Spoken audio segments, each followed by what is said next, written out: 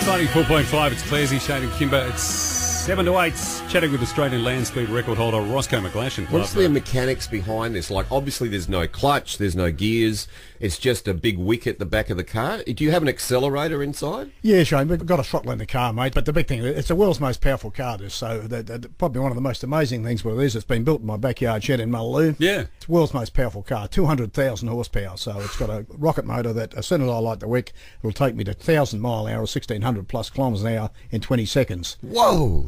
But the big thing with these cars is that they're not driving through the wheels, so it's thrust powered. Right. But the thing that so many people sort of can't comprehend is that the wheels have got to keep in sync with the rate the chassis is accelerating at. Yep. So it's no good having a car that's going to take off at 5G and leave the wheels behind because you're fighting four gyros, four wheels that are doing different speeds. So anyway, yeah, that's one of the big things. We've got to control the G on there, but yeah, it's throttleable. But the thing with this, to get to 1,000 mile an hour, we can't pedal the car. We've got to go into full power, and it's got to stay there.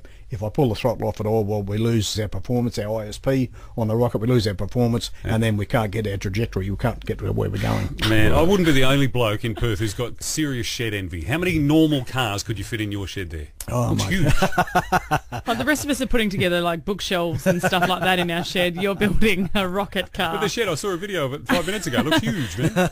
The neighbours love me, I'll tell you. I bet they do. Mate, do you have any idea how ludicrous it is to be doing 1,600 kilometres an hour and wearing a helmet? You had a full body helmet. You might as well just wear a baseball cap. Well, I know, that's funny you should say that. The side of my website, the other guys recorded with the highest G-force in the world, travel the most G, 46.5 G. It's on my website under ejector seat side guy, but yeah, basically he wore a pair of goggles when he did it. There you go. And so yeah, it might be right, but a lot of people say to me, boy, you're doing 450 metres a second, which is faster than any bullet. People say, well, what are your reflexes like? I say, Jesus, the last thing you want at 450 metres a second is reflexes. Yeah. By the time you counted for it, you're 4 mile away. So yeah. How do you stop, mate? Is it a big parachute? What do you do? Got lots of stuff. Yeah, the big thing is 1,000 mile an hour. As soon as we turn the engine off, she's going to see some serious G. It's going to go about negative 5 G. It's going to go from 1,000 mile an hour down to about 850 mile an hour. Pretty bit like hitting a brick wall. Yep.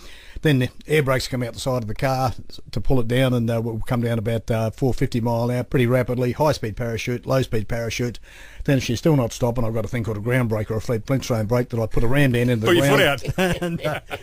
And that starts carving up the earth, and if we're still running out of track, we'll catch cable buried it into the run. Wow. So why don't you run it on the salt anymore, mate? Is there a reason? We're the only team in the world that set a land speed record on solid wheels on salt. Right. And I think these days we use solid aluminum wheels because rubber can't turn that. There's 50,000 G at the periphery of that wheel, so it's got to be a very, very special wheel to do that. We've built the world's first 1,000 mile an hour wheel, but the bottom line is with salt, to run those solid wheels on salt is like running on ice skate. Right. And you've got to run a V profile on the wheel to make the car. All you're doing is putting like a 3mm grooves down the track. And mate, it's just I understeered it, I oversteered it. I've had the car sideways, completely sideways at 600 mile an hour, and I tell you what, I had to change undies that day. Oh, yeah. No doubt. Hey, Roscoe, good to catch up, mate, and all the best. Good luck with the 1,600 plus. Good on you. Thanks very much for having me, you guys. Pleasure to be here. Roscoe McGlashan. Find out more about the progress of the Aussie Invader online, aussieinvader.com, 3 to 8. Right after Clarsey, Shane and Kimber.